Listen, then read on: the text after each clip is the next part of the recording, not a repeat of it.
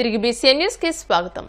కేంద్ర రాష్ట్ర ప్రభుత్వాలు తీసుకొచ్చిన కార్మిక, రైతాంగ, ప్రజా వ్యతిరేక విధానాలపై పోరాడాలని అఖిలపక్ష కార్మిక సంఘాలు తీర్మానించాయి.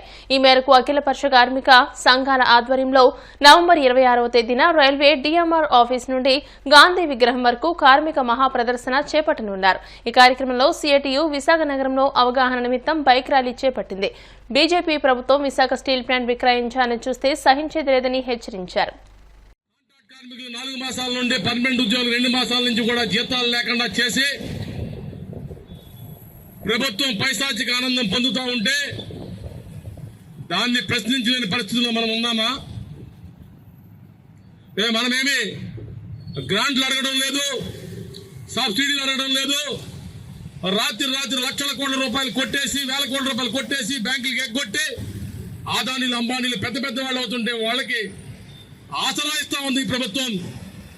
పని చేసిన దానికి కూలి కూడా ఇవ్వకుండా మనల్ని ఇబ్బంది పెడతా ఉంది. ఇది సమంజసమా అని చెప్పేసి ప్రశ్నిస్తా ఉన్నాం. అట్లాగే మనకి జీతం ఇవ్వకూడదని నిర్ణయం చేసినటువంటి యాజమాన్యం జీతం తీసుకోలేదా? వారు 18 నెలలు కూడా 1వ తారీఖు జీతం తీసుకుంటా ఉన్నారు. ఢిల్లీలో కూర్చున్న స్టీల్ మంత్రిత్వ శాఖ జీతం తీసుకోలేదా? వారు జీతం తీసుకున్నారు 31వ తారీఖే. మరి మనం ఏం పాపం చేసాం మన జీతాలు ఇవ్వకపోవడానికి? ఈ జీతాలు ఇవ్వకపోవడం మూలంగా ఈ గత వారంలో 10 మంది రకరకాల మెడికల్ సమస్యలు వచ్చి ఎలా మేనేజ్ చేయాలో తెలియక ఈఎంఐల్ని కానీ ఫ్యామిలీని కానీ హాస్పిటల్కి వెళ్ళిన పరిస్థితి మీకు అర్థం కావడం లేదా? ఇందులో ఎవరన్నా కాని పరిస్థితి వచ్చి ఒక ఎంప్లాయీ ఏదైనా సరే, ఒక ఉద్యోగి ఏదైనా చేసుకుంటే దానికి ప్రభుత్వం బాధ్యత వహిస్తుందా, యాజమాన్యం బాధ్యత వస్తుందని చెప్పి అడుగుతా ఉన్నాం. 750 కోట్ల రూపాయలు గడిచిన 20 రోజుల్లో డిపాజిట్లు వేసుకున్నారు. కరెంట్ అకౌంట్ లో 300 కోట్లు ఉన్నాయి. 1050 కోట్ల రూపాయలు మీ దగ్గర పెట్టుకుని రోజు ఉత్పత్తులు అమ్ముతూ ప్రభుత్వానికి పన్నులు కడతారు, బ్యాంకులు వడ్డీలు కడతారు, రైల్వే డబ్బులు కడతా ఉన్నారు. మీకు కావాల్సిన సౌకర్యాన్ని చేస్తా ఉన్నారు. కానీ కష్టపడిన కూలి చేసినటువంటి కార్మికుడికి జీతం ఇవ్వకపోతే చూస్తూ ఊరుకుంటాం అనుకుంటున్నారా? రాబోయే కాలంలో మీ బంగ్లాలని, మీ బిల్డింగుల్ని మీరు ప్లాంట్లు ఎక్కడ కనపడితే అక్కడ అడ్డుకునే పరిస్థితి కూడా వస్తుంది.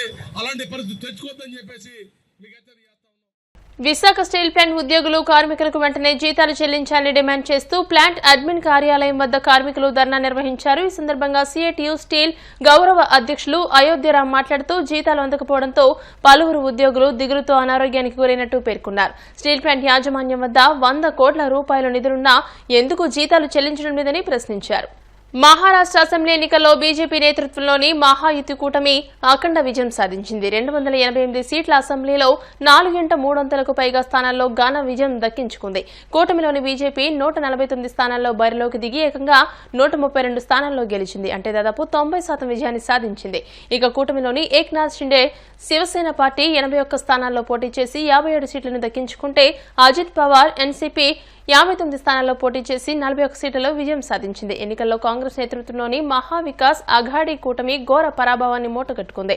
జార్ఖండ్లో వరుసగా రెండోసారి కాంగ్రెస్ జేఎంఎం కూటమి ఘన విజయం సాధించింది. 81 సీట్ల అసెంబ్లీలో ఈ కూటమి గత ఎన్నికల్లో 47 సీట్లను సాధిస్తే ఈసారి ఎన్నికల్లో 56 సీట్లను సాధించడం విశేషం. నిజానికి సీఎం హేమంత్ సోరెన్ ను అవినీతి ఆరోపణలపై అరెస్ట్ చేసిన నాన్ లోకల్ వివాదాన్ని తెరపైకి తెచ్చిన ప్రజలు హేమంత్ సోరెన్ వైపునకే మొగ్గు చూపారు.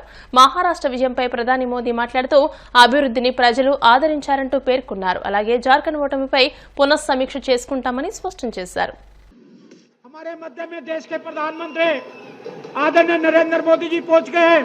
ताली बजाकर अभिनंदन कीजिएगा. हमारा नेता कैसा हो, हमारा नेता कैसा हो, हमारा नेता कैसा हो. नरेंद्र मोदी जिंदाबाद, नरेंद्र मोदी जिंदाबाद, नरेंद्र मोदी जिंदाबाद. हमारे मध्य में आनंद देश के प्रधानमंत्री के ऊपर पुष्प वर्षा हो रही है. उनका बहुत बड़ा अभिनंदन गैलरी के अंदर किया जा रहा है. अभी राष्ट्रीय अध्यक्ष जी उनको लेकर आपके मध्य में आने वाले हैं. मैं आपकी तरफ से तालियों की गड़गड़ाहट से मोदी जी का अभिनंदन कीजिएगा.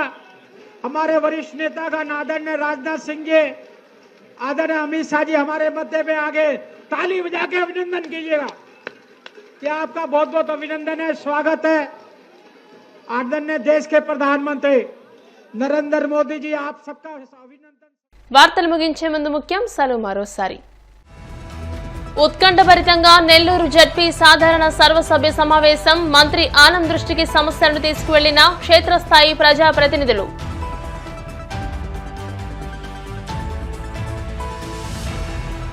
మహారాష్ట్రలో ఎన్డీఏ కూటమి విజయంపై ఎంపీ పురంధరేశ్వరి హర్షం. ఇది మోదీ పాలనా దక్షతకు నిదర్శనమంటూ వ్యాఖ్య.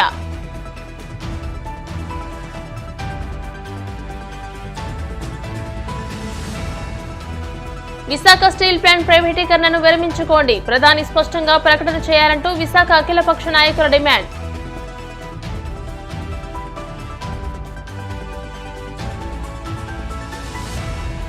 మహారాష్ట్ర విజయోత్సవంలో ఎన్డీఏ కూటమి నాయకులు హర్షధ్వానాల మధ్య ప్రధాని మోదీకి స్వాగతం పలికిన ప్రజలు.